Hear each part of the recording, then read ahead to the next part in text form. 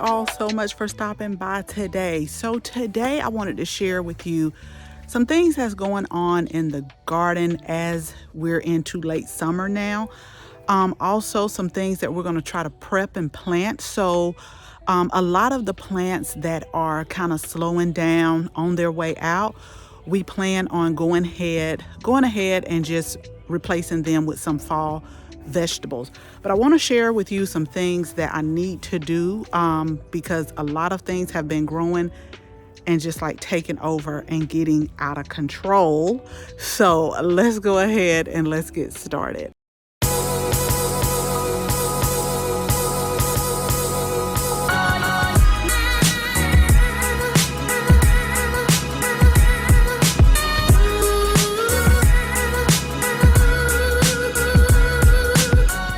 So let's start right here. This to me is just unacceptable, y'all. Okay. I can't take stuff like this. That's just me. My husband is going to get some string for the weed eater. So I am definitely going to be like weed eating this right here because, y'all know I like to see where I'm going, but we do have some key limes that are growing. I'm going to have to do special attention to some of my citrus plants because I notice we're starting to get a lot of leaf curl on there. So I am going to kind of start paying attention to that.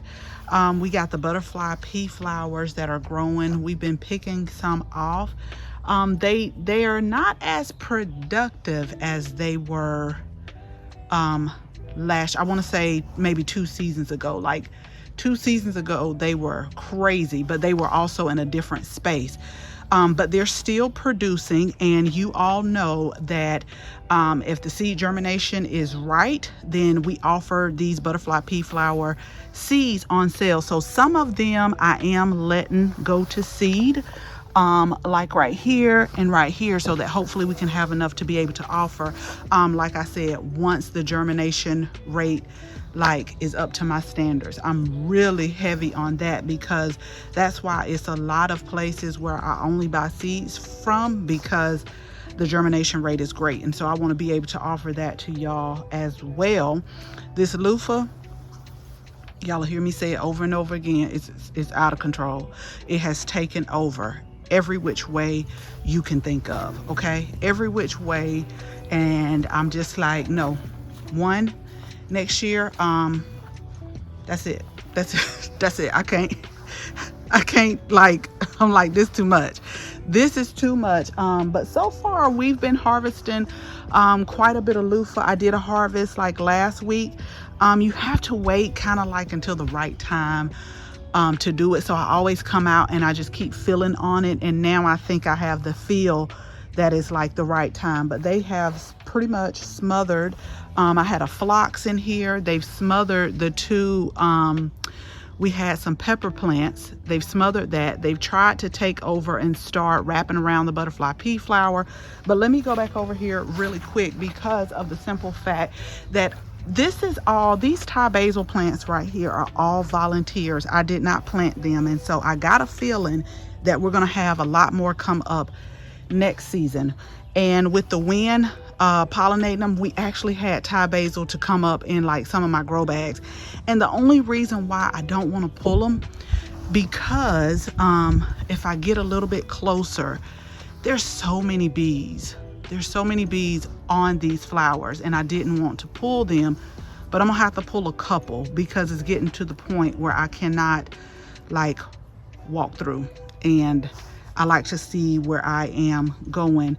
But hopefully we'll have some more Thai basil to pop up again. I'm pretty sure we will. But yeah, that's the only reason why I don't want to pull them, is because the pollinators absolutely love the flowers.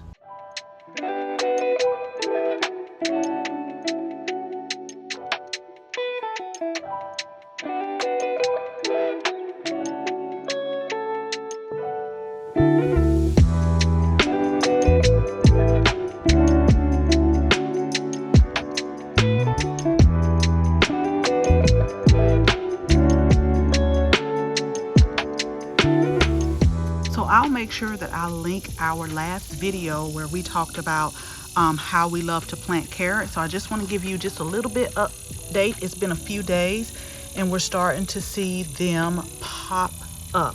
Now, depending on the germination rate for these, I may have to come back in again. I'll give it probably about another week, then I'll come back in here again, just so if they don't germinate, we can fill these empty spaces up right here. So again, it has not been like a quick cool down, but I'm noticing that a lot of the summer flowers, vegetables, and herbs are really starting to spark back up. So now the temperatures are probably like a high of 89, 91, 84. So I'm noticing a lot of plants are really starting to like spark back up, get new growth, get new buds. And so I'm just going to continue to let them grow until I'm ready to put the fall vegetables in the ground, because we've started a lot inside from seed, a lot of flowers and a lot of vegetables. Now I'm going to start some herbs that I know will go through the fall as well. So this is our holy basil, y'all. When I tell you, I took a big chunk out of this and I cut it because it was getting to the point where I couldn't walk through, and I still have to come back and cut this as well. But it was just like so full and it was blocking the light for some other holy basil in here. But this is what I wanted to show you. This is why it's so important to check your plants. So I'm noticing this, if you can see the holes. So I'm going to have to come in. I don't know if I can find it on camera, but I'm gonna have to come in and figure out what is eating some of the leaves, which I do have an idea. But I was hoping that I can catch them right in their tracks. But we are going to find them. We're going to find exactly where they are. This right here is the Emerald Tower basil. And I'll go show you another one that's really doing good. This was another one that kind of struggled during the heat of the summer. Now it's starting to come out.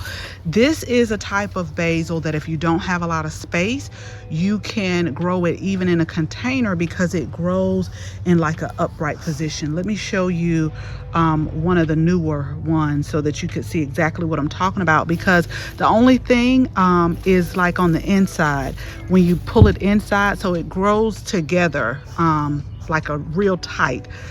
So you always got to kind of check the inside and see what's going on. But let me show you another one on how it looks.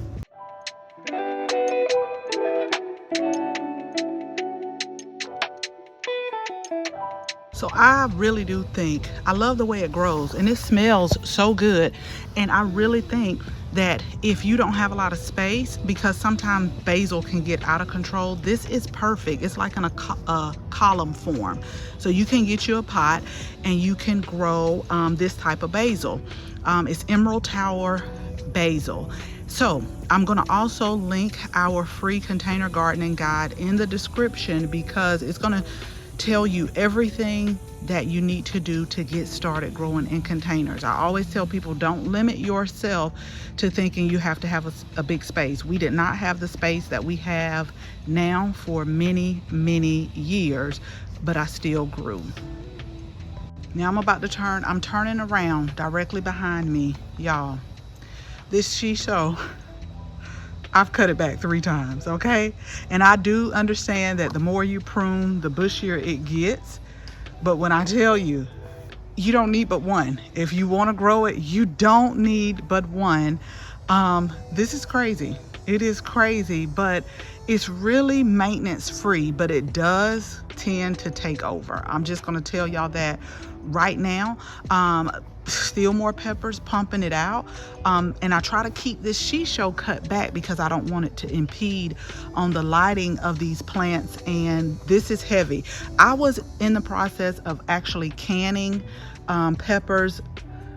Y'all comment below.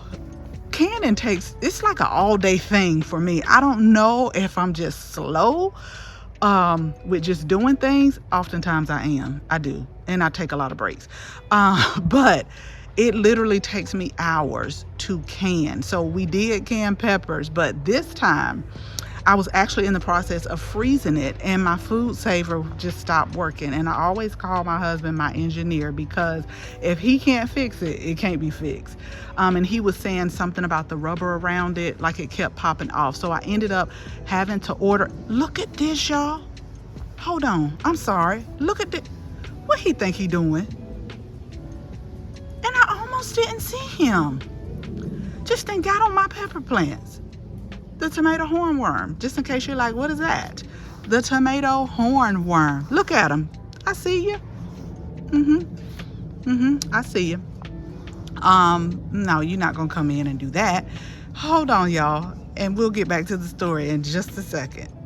So if you've ever taken a hornworm off, they really hold on for dear life to these stems and up under the plants. That was gross. But like I was saying, oh yeah, my food saver is stopped working, so I ordered another type. So this is what I told my friend I'm going to do. So I'm going to take these peppers, all types. They're going to look so pretty. I'll take you to the red ones again, just in case you didn't see them in the last videos. But I'm going to cut them up, and then I'm going to also slice up some onions and freeze them, so that if we have things like fajitas or something that I want to use with the onions and peppers with, I'm just going to freeze probably like quart size, and we can just take them out just like that. But they are doing exceptionally well. And this is also things that I'm going to write in my journal. Like, I notice the different temperatures of when these plants do their best. So again, they struggled throughout July, but I have noticed that when the temperatures cool down a bit, as long as it's not too much over 90, they do so well. And they're continuing to put on blooms, and the blooms are so pretty.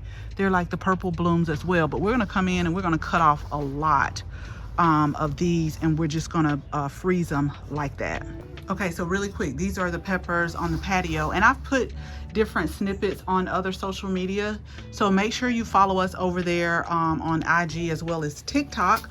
We're at Ayana Plants. I am in the process of doing a lot of changing around, only because, like I was telling someone, y'all still know I love to cook, I love to create, but a lot of people were getting confused with the name of Southern Entertaining. So I still cook, I still entertain occasionally, not like I used to. So I don't put as many videos up like I used to with recipes and things that we did around the home and garden.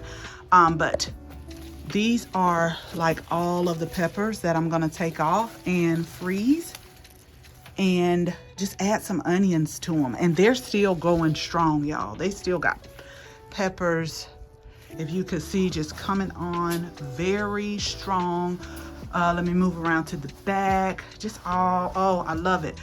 I know I talked about it, but I do. I love this plant. I don't know if I'll grow it again, because it just takes so long. This seriously took all summer long to start to get to this point. And I'm thinking some of my bigger bell peppers that we grew, it didn't take this long for them to turn. But again, these are a really good tasting pepper as well. Lots of flavor. All I know is it's just like a patio pepper. So we're gonna get a lot of these cut off, because the weight of the peppers are starting to get weighed down. So I don't want them to break. So I'm gonna go ahead and do that probably today or tomorrow.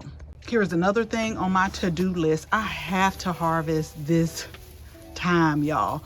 I've been having so many herbs, like a rotation, just drying them and storing them. But one of the things that we are going to start to offer are like herbal salts, herbal vinegars, and definitely herbal teas that are straight. Most of them are like absolutely straight from my garden. We've actually started growing tea plants, so that hopefully in the next few years we can make our own tea as well. I went to a great tea workshop that showed the process of how to process them. So that's something that I'm definitely excited to try. And here is another confirmation that you can grow on your patio. This is the patio cucumber. that were growing. I've had to treat this quite a bit. I'm hitting the leaves because we had some white flies. So I've been treating that. Remember, when I say you treat stuff, it's not a one and done. So you have to do it. So this is probably the third treatment, and I think that they are getting the question. When I do that, you can see all the white flies just kind of come up and fly. And so what I'm doing now is training them. And I get this question all the time. So when you have like a lot of fruiting plants or plants that need to be pollinated, you know, like your squash and your pumpkin, what else? Cucumbers.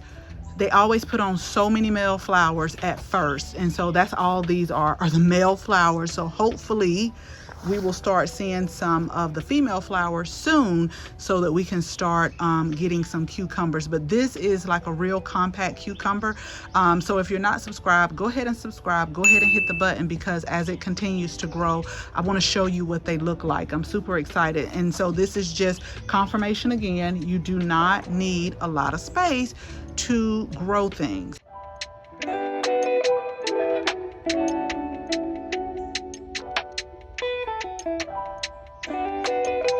So this is the smaller patio that goes out from our bedroom door. I was able to get it halfway clean because it really had became a seed starting station and a propagation station. I still have a few buckets of seed start mix over here, but once I'm done with all that, I'll put that up. But what I was wanting to show you all, make sure you start checking some of your big box stores, because they're putting a lot of things on clearance.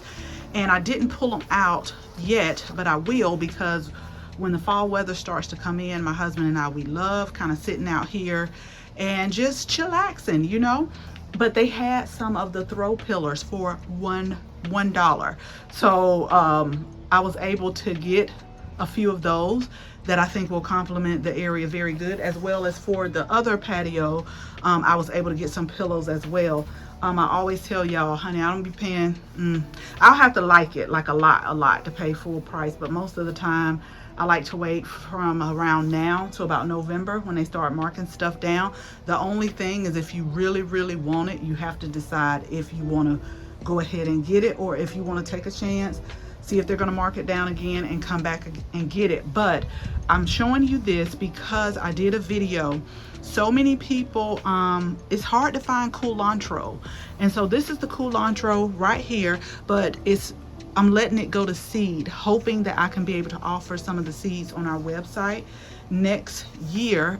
But again, I test the germination rate. If the germination rate is not good, I do not offer it to my customers. I really stand by things, because I know what type of service I want, and I wouldn't want anyone to sell anything to me that is just so. And especially if you're a beginner, because that can really discourage you from starting seeds, which I love starting from seeds because you can grow so many things. But to me, that's discouraging, because sometimes you think that you're doing something wrong when it's not. Sometimes it's just the germination rate.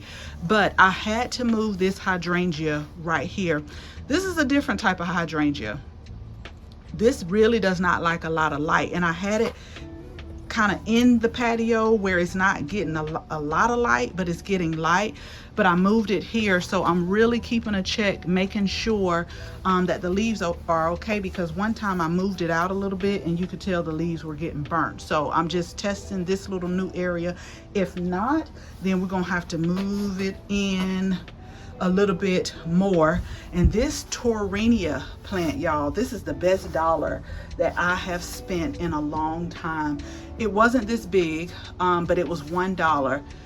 I just came home and clipped off, you know, some of the ones that didn't look good, and I repotted it, put just a little bit of the slow release plant food in there. And actually I repotted this was in a smaller pot, and it was just getting so big where it wasn't looking as vibrant. And I just love that. $1. See, you can grow $1. Gardening is as expensive or as reasonable as you make it. Y'all know I tell you that all the time. It just depends. Now, I'm not saying go get all of the clearance plants, because some of them need to be in the trash. That's just my opinion. But look around the soil. look, if you can, look at the roots. And sometimes a lot of plants, the only thing they need is to be deadheaded. And so if that's the case, now I've been to certain places, y'all, and it's all kind of gnats and stuff down there in the soil, and you got to be careful about that, because you don't want to bring that home into your garden unless you isolate it first, treat it, and then put it with the other plants. But it was really nothing wrong with this. It just needed a little bit of cleanup and just somebody to come talk to it.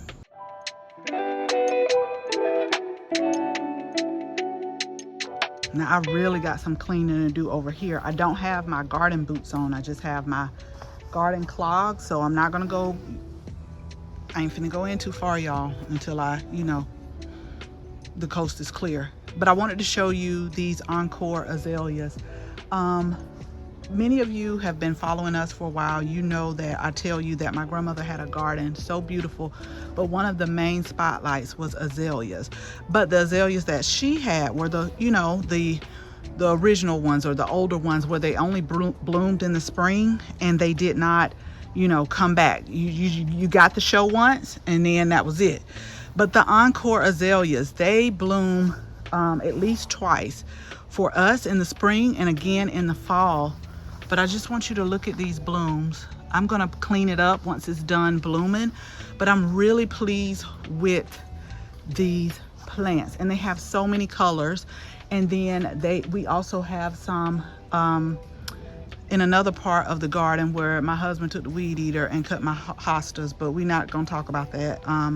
I'll link that video where we had planted hostas at one year, and